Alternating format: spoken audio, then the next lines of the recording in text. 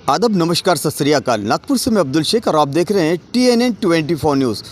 अभी हम झिंगावई टाकली के पास में खड़े श्री कृष्ण नगर में। यहाँ पर हम आपको ऐसे लोगों से मिलाना चाहते हैं कि जो लोगों के लिए अपना जीवन बलिदान कर रहे हैं, उनके लिए आगे आ रहे हैं, अपना कीमती समय दे रहे हैं, और जो लोग बीमार हैं उनके लिए ये अपना पूरा समय देते हैं।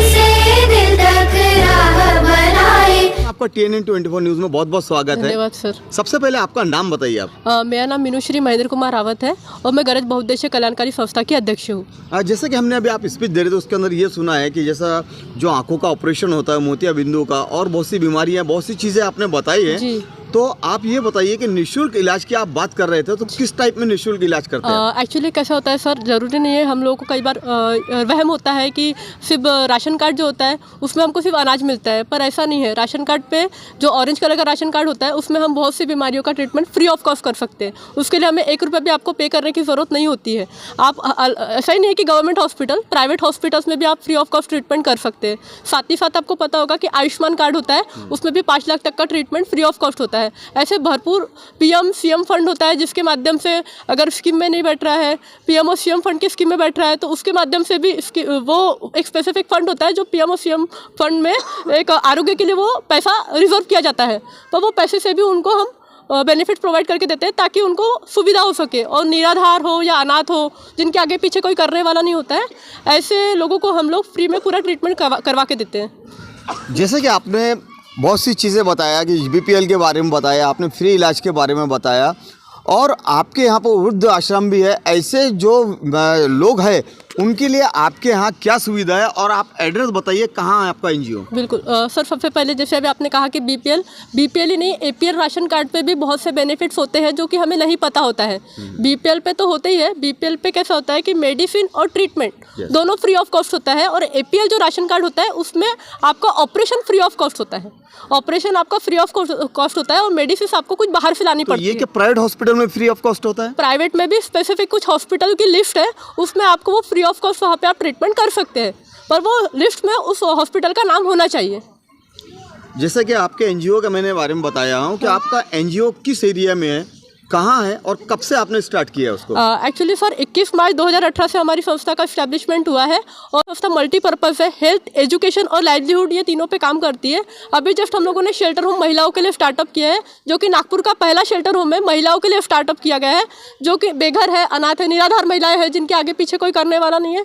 ऐसी महिलाओं को हम लोग आसरा देते हैं, और वहाँ पे सारी सुविधाएं हैं, खाने पीने रहने से लेकर सारी सुविधाएं हैं, और पूरी निःशुल्क है सर। 1 रुपये भी हम लोग उनकी तरफ से लेते नहीं है चार्जेस।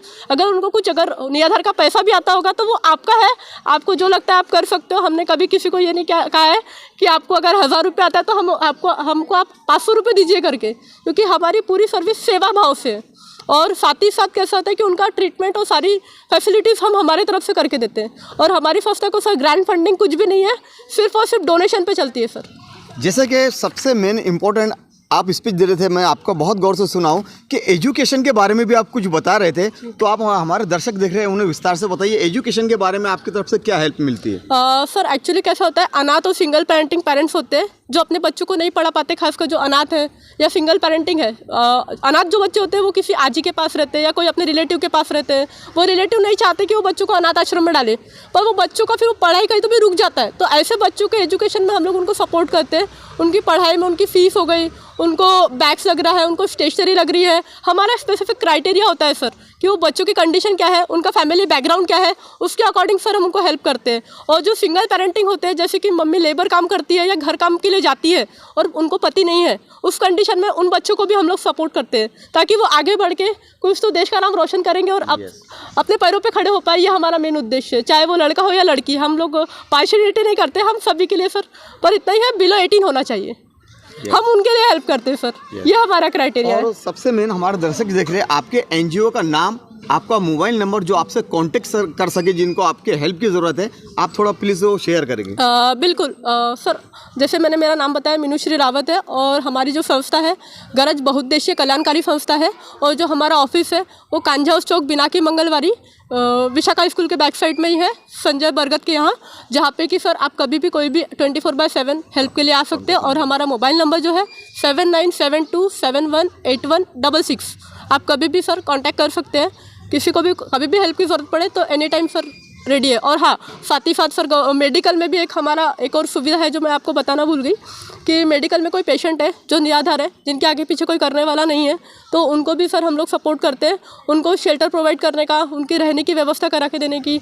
और साथ ही साथ हमको पुलिस स्टेशन से भी केसेस आते हैं जिनको सर हम लोग रिहेबिलिटेट करते हैं, वो लेडीज़ के हो या जेंट्स के हो, उनको गाइड करना, सारी चीज़ें करना। खासकर हमको गणेशपेट पुलिस स्टेशन से काफ़ी केसेस आते हैं तो हम उनको हमेशा गाइड करते हैं। उनके साथ हम 2018 मतलब जब से संस्था रजिस्टर्ड हुई है तब से हम उनको सपोर्ट कर रहे हैं और उनके साथ हम लोग काम कर रहे हैं। वहाँ के एक सीमा मैडम है, सीमा नेताम करके, तो वो हमेशा कॉल करते हैं, मीनूश्री ये केस आया है, कैसा करना है, तो मैं उनको बताती हूँ कि आप यहाँ जाइए, ऐसे कीजिए, या हम लोग खुद जाते हैं और वो केस को रिहेबिलिटेट करते हैं इस तरह से। जी, थैंक यू वेरी मच।